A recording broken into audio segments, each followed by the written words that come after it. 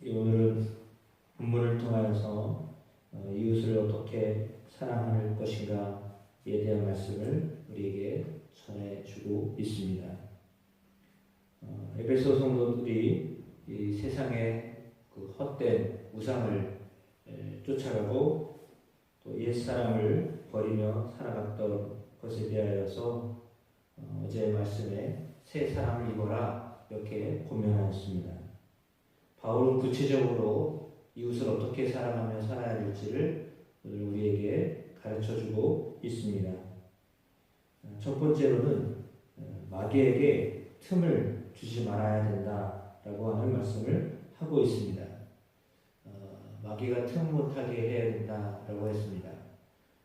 마귀가 하는 것은 두 가지 마음을 품게하는 것입니다. 하나님을 향하여서 한 가지 마음으로 또 사람들을 향하여서 한 마음으로 살아야 되는데 두 가지 마음으로 살게 하는 거죠. 그것은 이중적인, 다시 말하면 하나의 마음으로 한 말을 해야 되는데 그렇지 아니하고요, 두 마음으로 살게 된다라고 하는 것입니다. 그러니까 마귀는 그렇게 우리가 하나님과의 사이에서도 그렇고 사람들과의 사이에서도 그렇고 자기에게 유익되는 일들을 하도록 우리에게 유혹합니다. 너한테 유리하게 하면 돼. 그러니까 하나님 보실 때도 그렇고 사람들에게도 그렇고 너만 유리하면 되는 거니까 상관없어. 누가 알겠어. 이렇게 마귀가 하는 일은 그런 것입니다. 그래서 거짓된 것, 왜냐하면 속이는 일들을 하게 하는 거죠. 하나님 앞에 정직해야 되고 사람 앞에 순전해야 되는데 그렇지 아니하게 살게 하는 것입니다. 그래서 오늘 말씀에도 거짓을 버리고 각각 그 이익과 더불어 참된 것을 하라 말하라. 이는 우리가 서로 지체가 됨이라 라고 했습니다. 또한 돈을 내어도 죄를 짓지 말며 해가 지도록 돈을 품지 말아라 라고 했습니다. 왜 화나는 일이 없겠습니까? 그러나 그럼에도 불구하고 그것을 그때그때 풀어야 된다라는 말씀입니다. 따라서 세상의 모든 일들이 그렇습니다. 다 우리의 마음에 들 수는 없습니다. 제각각 사람들이 다 다르기 때문이죠. 쌍둥이도 다 생각이 다르고 부부도 생각이 다른데 어떻게 똑같을 수가 있겠습니까? 다 다릅니다. 그래서 마음에 맞지 않는 일들이 비일비재하게 일어납니다. 그 일에 대해서 분을 낼 수도 있겠죠. 그러나 그것이 죄를 짓기 위해서는 안 된다라고 하는 것입니다. 이 거짓과 분노가 합하면 인간관계에 있어서는 완전히 금이 가게 되어 있습니다. 그래서 바울은 분노가 치미는 일이 있어도 분노 때문에 죄를 짓지 말고 또한 해가 지도록 그 다음날까지 분을 품고 있지 말라고 당부하고 있습니다. 서두에 말씀드렸던 것처럼 마귀는 거짓의 아비입니다. 그래서 자꾸 속이게 하고 조절을 하지 못하게 하고 거짓말을 하게 하고 죄에 빠뜨리게 합니다. 따라서 마귀의 허점을 보이지 않도록 해야 하는데 그것은 늘 참된 말을 하는 것입니다. 자신의 감정을 잘 제어할 수 있는 훈련을 해야 한다 이렇게 말씀하고 있습니다. 그리고 더 구체적으로 28절 말씀부터 29절에 이웃을 어떻게 섬겨야 되는지를 말하고 있습니다. 도둑질하였던 자들은 다시 도둑질하지 말고 돌이켜 가난한 자에게 구제할 수 있도록 자기의 손으로 수고하고 선한 일을 행하여라. 더러운 말은 입 밖에도 내지 말고 오직 덕을 세우는 데 소용되는 말로 선한 말을 하여서 듣는 자들에게도 의뢰를 끼치게 하여라 라고 말씀하고 있습니다. 그렇습니다. 삶의 행실에 있어서 자기 손으로 수고하며 선을 행하고 그리고 이웃을 향하여서 어떻게 해야 되는가, 그들이 은혜를 받을 수 있도록 세우는 일을 해야 한다라고 말하고 있습니다. 뿐만 아니라 30절로 32절에는 성령을 근심하지 말게 해야 된다라고 말씀하고 있습니다. 하나님의 성령을 근심하게 하지 말라라고 하는 말씀은 이사야 63장 10절의 말씀을 인용하여서 바울이 전하고 있는 것입니다. 성령을 근심하게 하는 행동, 그것은 하나님을 대적하는 행위이기 때문입니다.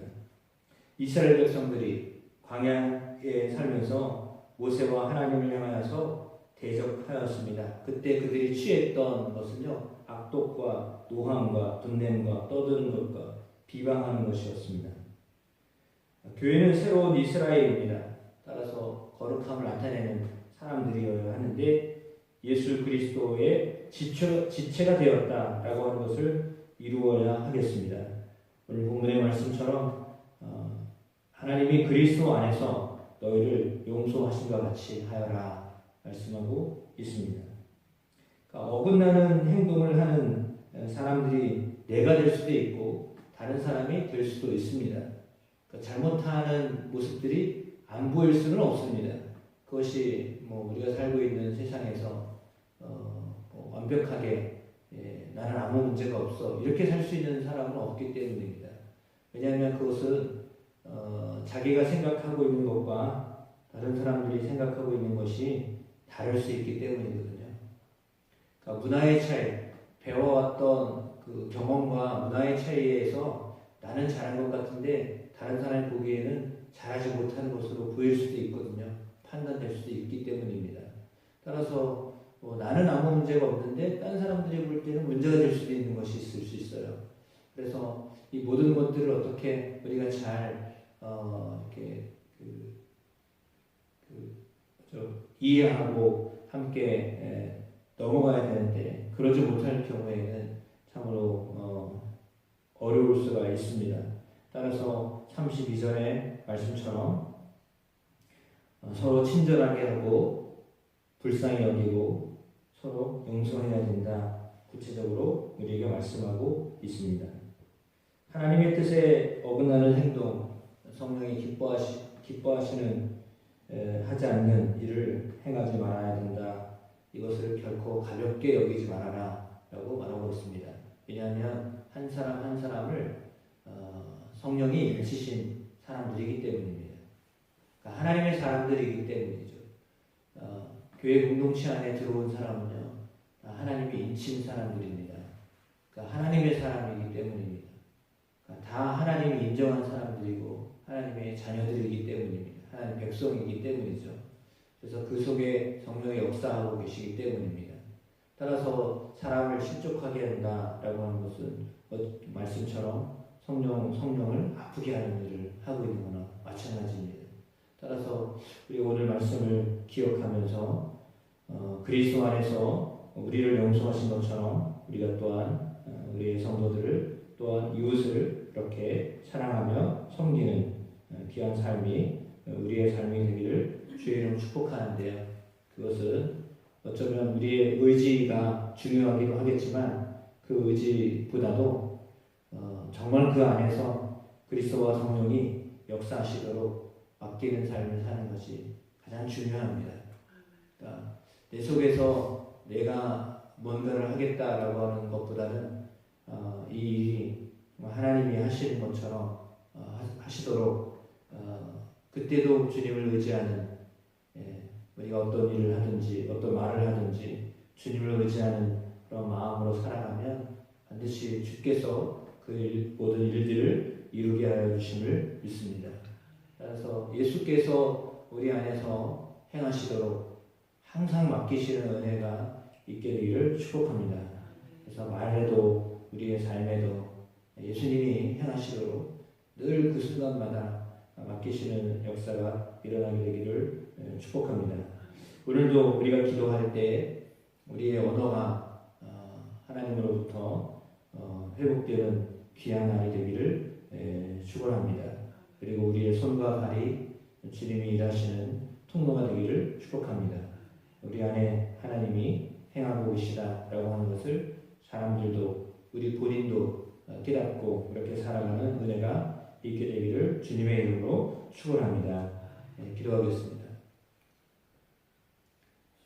주님이 우리를 사랑하시고 주님이 우리를 용서하셨듯이 우리가 살아가는 세상 속에서 많은 사람들에게 그와 같이 행할 수 있도록 은혜를 더하여 주옵소서. 주님이 우리 안에서 성령으로 역사하시는 것을 우리가 경험하게 하옵소서. 주께 모든 것을 맡기며 살아가는 저희들이 되게 하여 주옵소서. 말을 할 때에도 주님이 말하시는 것처럼, 우리가 일할 때에도 주께서 일하시는 것처럼 그렇게 일할 수 있도록 도와주옵소서. 예수님의 이름으로 기도합니다. 아멘.